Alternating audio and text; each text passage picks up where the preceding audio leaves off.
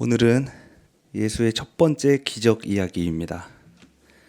이 가나에서 혼인잔치가 열려서 예수와 제자들이 참석을 했고 또 예수의 어머니도 거기에 있었습니다. 그런데 잔치가 너무 재밌었는지 포도주가 금방 떨어졌습니다. 이대로 간다면 흥이 깨지고 혼인잔치는 실패하고 말 것입니다. 예수의 어머니가 예수에게 말합니다.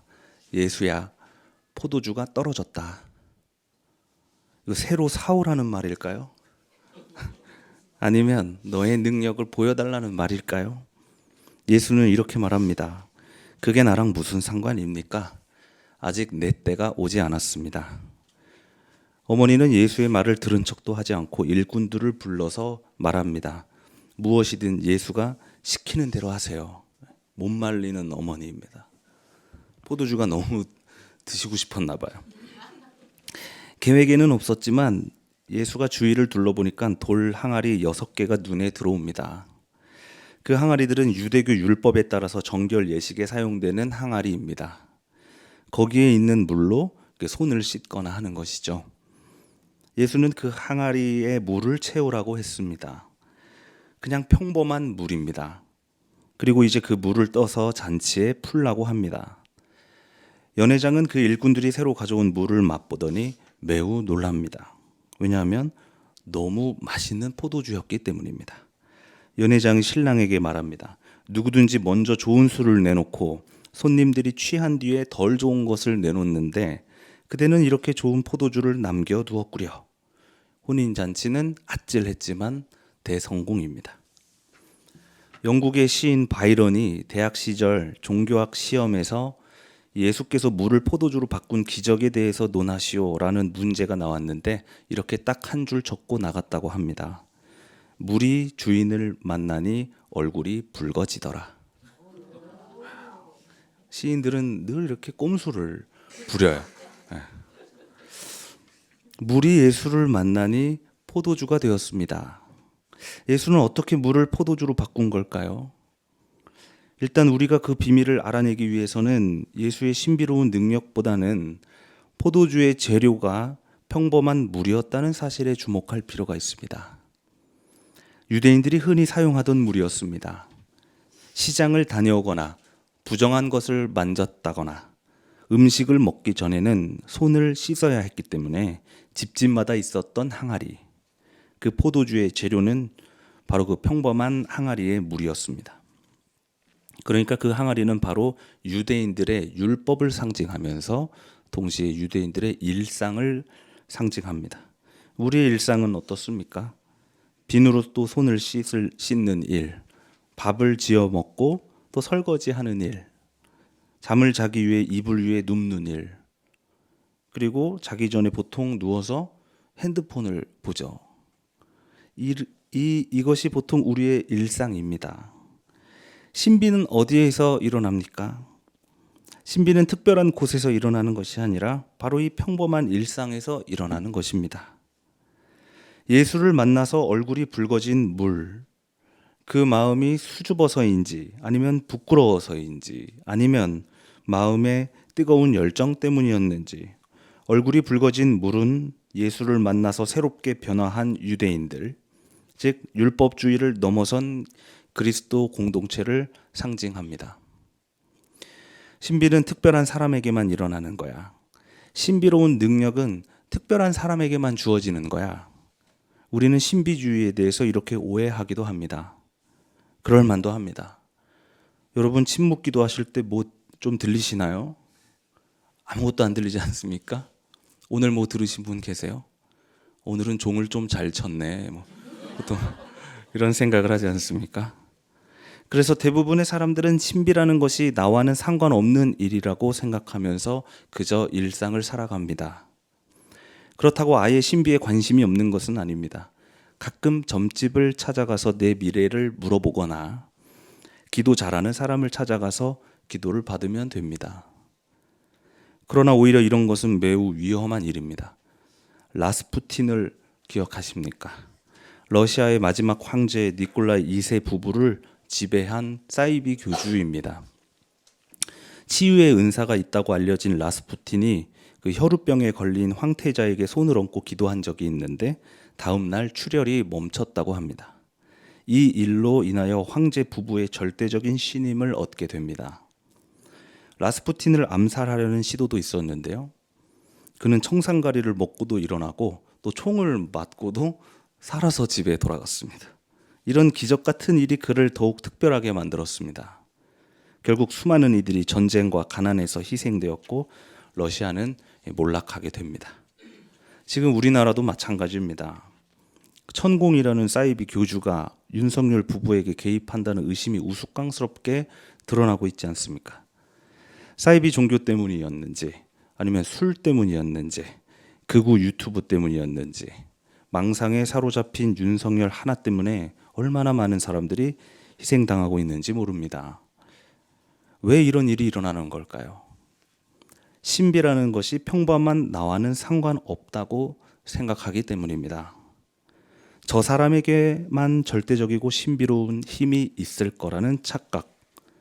이러한 착각 때문에 많은 사람이 라스푸틴, 천공, 허경영, 또 신천지의 이만희, JMS 정명석, 통일교 문선명, 또 아가동산 김기순 등 이런 사이비 교주들에게 스스로 지배를 당하고 맙니다.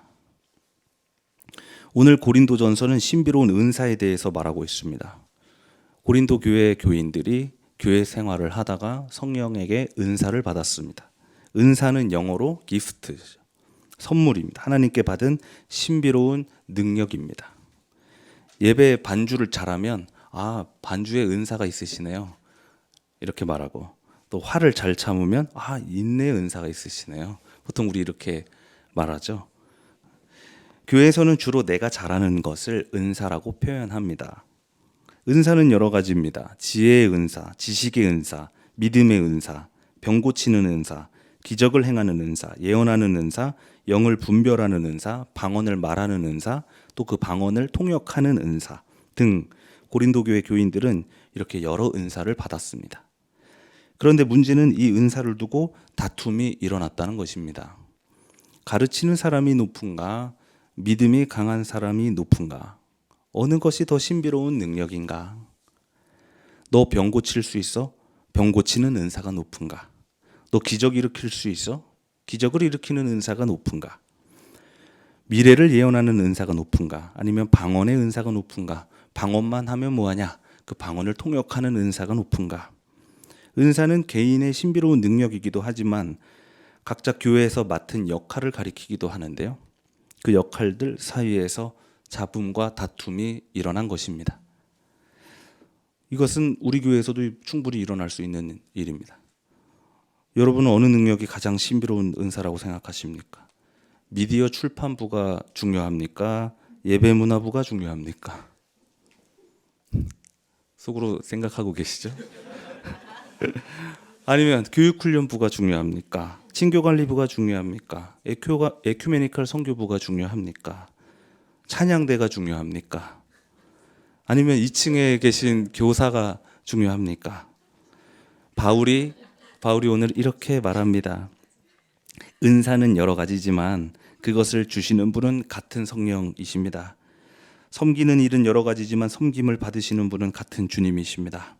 일의 성과는 여러 가지지만 모든 사람 안에서 그 안에서 모든 일을 이루시는 분은 같은 하나님이십니다. 그러므로 각 사람에게 주신 은사는 공동 이익을 위한 것입니다. 가르치는 일은 누구를 위한 일입니까? 선생을 위한 일입니까? 아닙니다. 진리를 배우는 이들을 위한 것입니다. 제가 저를 위해서 설교합니까? 아닙니다. 저는 오로지 교회를 위해서 설교합니다. 병 고치는 은사는 그것을 베푸는 일을 위한 것이 아닙니다. 그것은 오직 아픈 교우를 위한 것이죠. 예수께서 자신을 위해서 기적을 베푸셨습니까? 방언은 내가 천국의 말을 한다고 자랑하기 위한 것이 아니라 오로지 내가 사랑의 말을 할 수 있다는 것을 보여주기 위한 것입니다. 그 방언을 해석하고 통역하는 일 또한 교회를 위한 것 아니겠습니까? 만약 우리가 어떤 은사로 인하여 누군가를 숭배하거나 혹은 서로 싸웠다면 그것은 가짜 신비에 현혹됐기 때문입니다. 신비를 누군가에게만 주어지는 절대적이고 특별한 능력으로 생각한다면 그래서 우리 안에 위계가 생기고 또 우리가 서로 싸우게 된다면 그 능력은 성령이 아니라 사탄에게서 비롯된 것이라고 오늘 바울은 말하고 있습니다.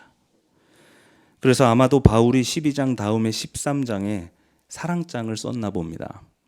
내가 사람의 모든 말과 천사의 말을 할 수 있을지라도 내게 사랑이 없으면 울리는 징이나 요란한 꽹과리가 될 뿐입니다. 내가 예언하는 능력을 가지고 있을지라도 또 모든 비밀과 모든 지식을 가지고 있을지라도 또 산을 옮길 만한 모든 믿음을 가지고 있을지라도 사랑이 없으면 아무것도 아닙니다. 하나님께서 우리에게 주신 최고의 은사는 바로 타인을 사랑하는 것입니다. 그러므로 믿음, 소망, 사랑 중 제일은 뭐예요? 사랑입니다. 여러분, 사랑은 아주 평범한 사람들이 할 수 있는 것입니다. 사랑은 어디에서 일어납니까? 우리 집 부엌에서 일어납니다. 저는 밥을 할 때 비장의 재료 사랑을 듬뿍 넣거든요. 또 내 작은 방 한쪽에서도 일어납니다. 또 사랑은 간단한 전화 한 통, 또 간단한 카톡 하나 안에서도 일어납니다. 사랑하는 사람에게 사랑한다는 한마디의 말을 들을 때 그 우주를 다 얻은 것 같은 그 깊고도 넓은 마음, 그때 흘리는 한두 방울의 눈물은 거의 바다와도 같지 않습니까?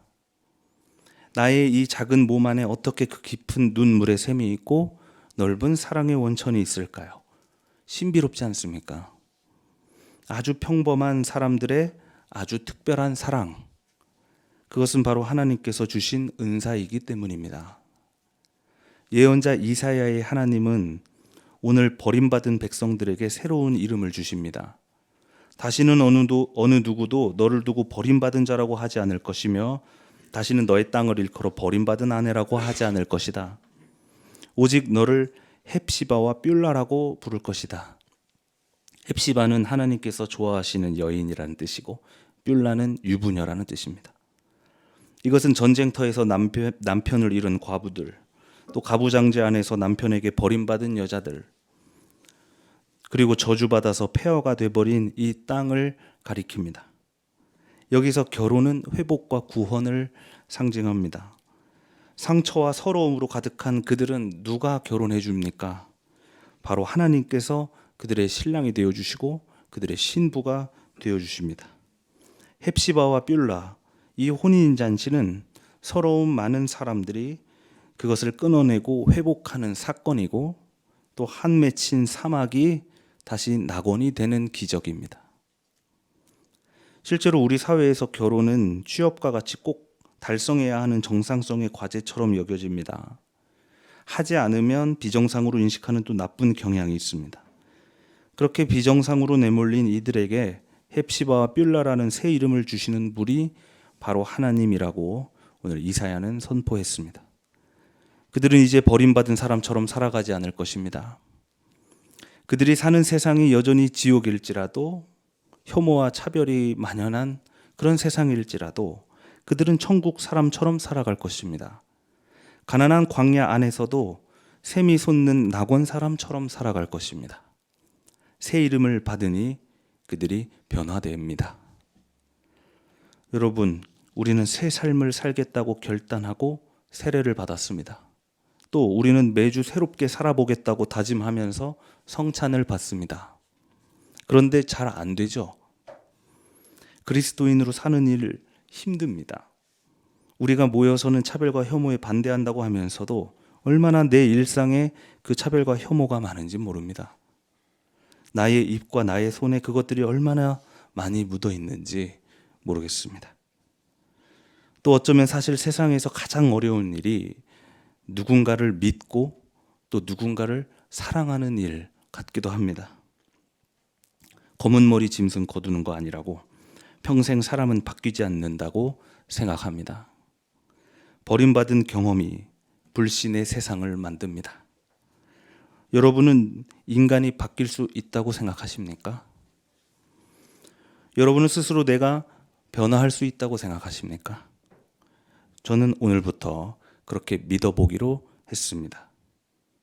평범한 물이 예수를 만나니 얼굴이 붉게 변했습니다. 그리고 그 포도주는 혼인잔치의 활용 점정이 되었습니다. 평범한 사람들이 성령을 만나 은사를 받으니 사랑을 할 수 있는 사람들이 되었습니다. 버림받은 사람이 헵시바와 뷸라라는 새 이름을 받으니 하나님의 혼인잔치가 완성되었습니다. 사랑하는 교우 여러분, 우리는 평범한 일상을 살아가는 물입니다. 그런 물이 예수님의 사랑을 받으니 얼굴이 붉어져서 포도주가 되었습니다. 신비는 바로 이 평범한 일상에서 일어납니다. 인간은 바뀌지 않는다고 결론 짓지 마시고 변화하십시오. 놀라운 일이 일어날 것입니다. 가장 맛있는 포도주를 맛보게 될 것입니다. 우리 새민족교회 교우님들의 그 놀라운 변화 가운데 하나님의 은사와 새 이름과 그 충만한 사랑이 영원토록 함께하기를 성령의 이름으로 축원합니다. 오늘 주신 말씀을 다 함께 묵상합시다.